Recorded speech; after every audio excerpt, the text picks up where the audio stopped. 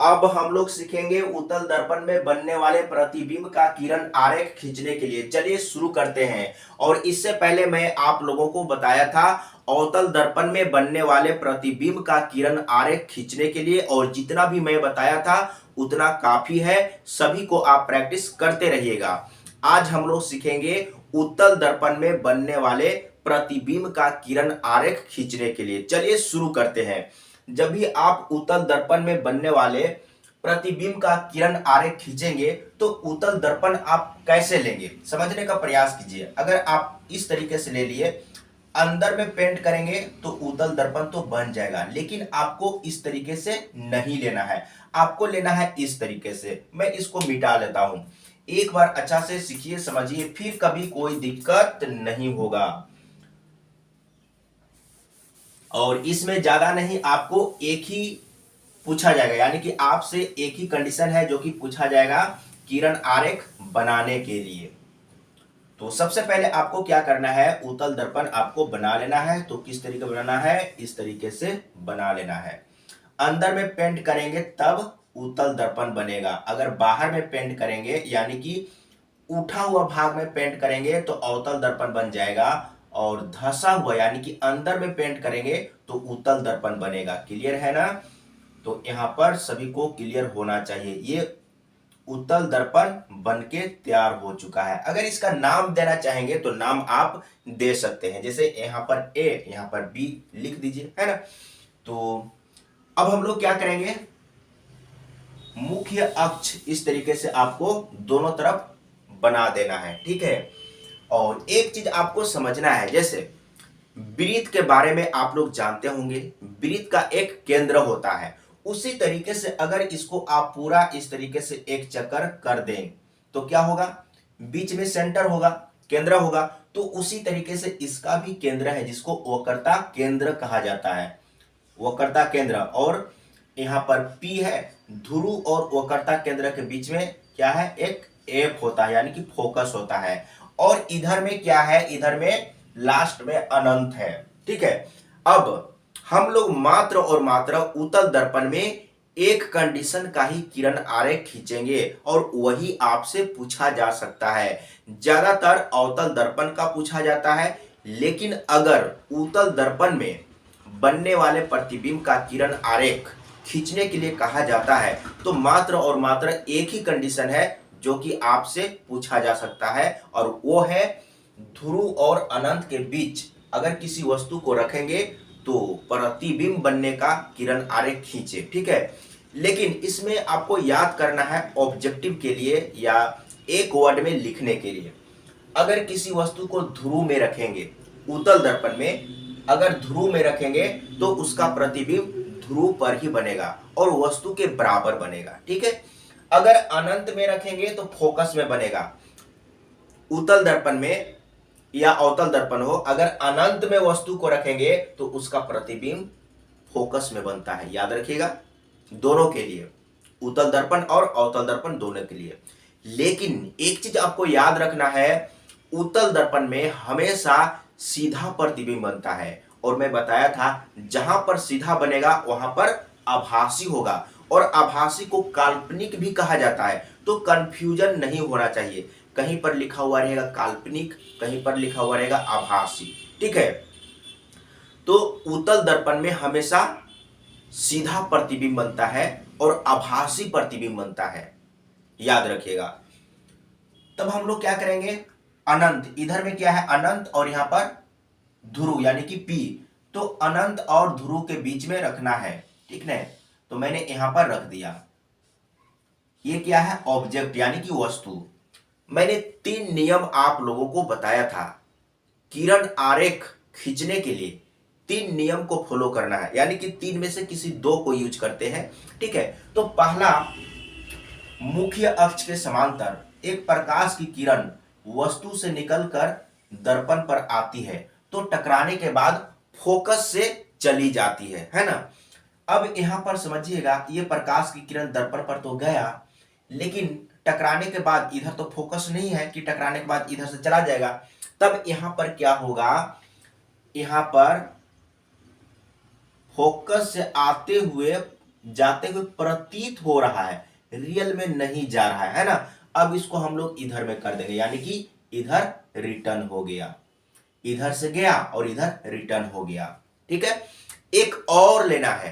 अब एक कौन सा लेंगे, यहां पर समझने का प्रयास करिए। तब एक आपको क्या करना है, यहां पर ध्यान दीजिएगा। जैसे एक प्रकाश की किरण वक्रता केंद्र से जाती है तो पुनः उसी रास्ते रिटर्न हो जाती है, याद रखिएगा। जिसे यहां से हम लोग, यहां पर ध्यान रखिएगा, यहां से प्रकाश का किरण निकलेगा तो जाएगा वक्रता केंद्र में।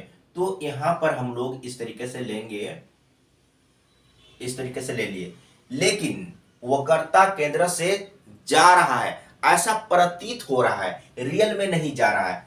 तब यहां पर आप क्या करेंगे, जैसे ये जा रहा है ना, जा रहा है, अब इसको आपको क्या करना है, डॉट डॉट मिला देना है। ये प्रतीत हो रहा है, रियल में नहीं जा रहा है, तो आपको वक्रता केंद्र में जाके मिलाना है, आपको स्केल से मिलाना है, तब क्लियर होगा, नहीं तो टेढ़ा मेढ़ा हो जाएगा।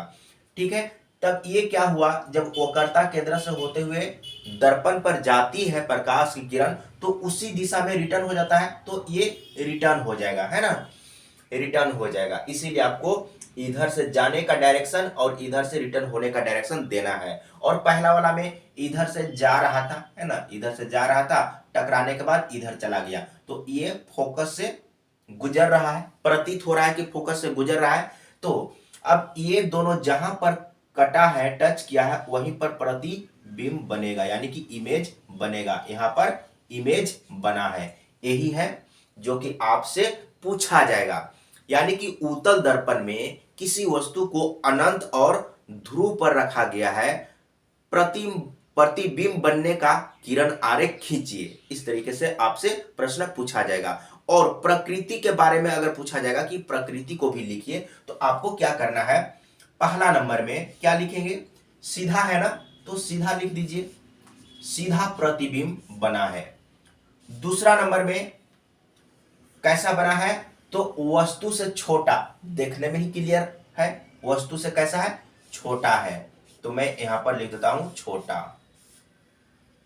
और आभासी है या वास्तविक है, तो मैंने बोला था कि जहां पर भी अगर सीधा प्रतिबिंब बन रहा है, सीधा प्रतिबिंब बन रहा है, इसका मतलब आभासी है।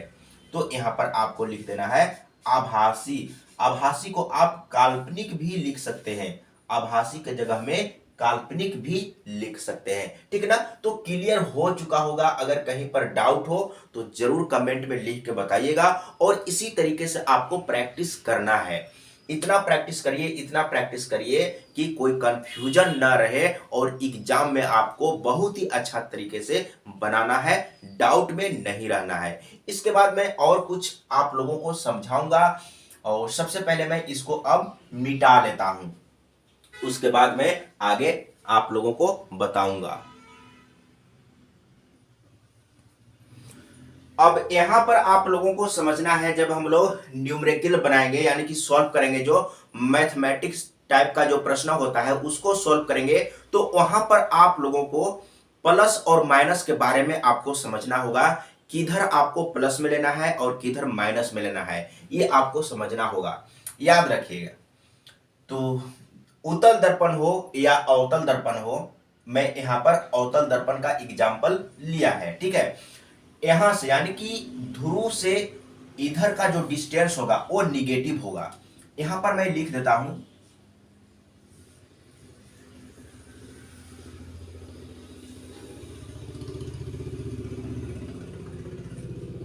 यानी कि यहां से इधर, ध्रुव से इधर का जो भी डिस्टेंस आप लेंगे वो क्या होगा, निगेटिव होगा, मैं यहां पर लिख दिया, ठीक है, निगेटिव होगा। और इधर में याद रखिएगा, अगर P से इधर का जो डिस्टेंस होगा, यानी कि दाहिने तरफ का जो डिस्टेंस होगा वो पॉजिटिव होगा, प्लस में होगा, याद रखिएगा। और एक चीज आपको याद रखना है, ऊपर में मान के चलते हैं जैसे वस्तु इस तरीके से रखा हुआ है, ठीक है, तो इसका जो लेंथ है वो क्या होगा, पॉजिटिव होगा, क्या होगा, प्लस में होगा, प्लस में आपको लेना है। इधर में हो या उधर में हो, यानी कि इस लाइन से ऊपर कहीं पर भी हो, उसको आपको क्या लेना है, पॉजिटिव में लेना है। तो मैं यहां पर लिख देता हूं पॉजिटिव। ठीक है, जैसे ये वस्तु है या प्रतिबिंब है, तो इसका जब आप लेंथ लेंगे, लंबाई लेंगे, तो आपको प्लस में लेना है। लेकिन अगर नीचे रहेगा, मान के चलते हैं यहां पर नीचे है, इधर में नीचे है, तब नीचे अगर इधर हो या उधर हो, आपको निगेटिव लेना है। ठीक है, अगर इधर हो लेकिन नीचे हो, तो क्या आपको लेना है, निगेटिव में लेना है। तो बिल्कुल समझ में आ गया होगा। अगर ऊपर में कहीं पर भी हो, कहीं पर भी हो ऊपर में, तो आपको क्या लेना है, पॉजिटिव लेना है। अगर नीचे में इस तरीके से हो, कहीं पर भी हो, तो आपको निगेटिव ही लेना है। लेकिन एक चीज आपको याद रखना है, यहां से इधर का जो भी डिस्टेंस है वो निगेटिव होगा, और यहां से इधर का जो भी डिस्टेंस होगा वो पॉजिटिव होगा। जैसे यहां पर समझने का प्रयास करिए, अगर आप मैथ में पढ़े होंगे तो मैथ में इस तरीके से संख्या रेखा पढ़े होंगे, इधर में पॉजिटिव होता है ना, इधर में निगेटिव होता है, फिर इधर में पॉजिटिव होता है, और इधर में निगेटिव होता है। ये आप याद रखिए। वही चीज यहां पर है दर्पण में, है ना। तो याद रखिएगा, कोई भी दर्पण हो, बस यही रूल है। यहां से इधर का डिस्टेंस जो है वो क्या है, निगेटिव, और यहां से इधर का डिस्टेंस अगर आप लेंगे तो होगा पॉजिटिव, और ऊपर का जो भी आप डिस्टेंस लेंगे वो क्या होगा, पॉजिटिव होगा। और इस लाइन का नीचे अगर कोई भी डिस्टेंस ले रहे हैं किधर भी, या दर्पण से इधर हो या दर्पण से उधर हो, वो निगेटिव ही होगा। तो क्लियर हो चुका होगा, जैसे हम लोग संख्या रेखा में पढ़े हैं, इधर में पॉजिटिव, इधर में निगेटिव, इधर में पॉजिटिव, इधर में निगेटिव, वही चीज है। तो अगर आप इसको अपने माइंड में रखेंगे तो प्रश्न को सॉल्व करने में बहुत ही आसान होगा। ठीक है, तो बिल्कुल क्लियर हो चुका होगा। अगर कहीं पर भी डाउट हो तो जरूर कमेंट में लिख के बताइएगा।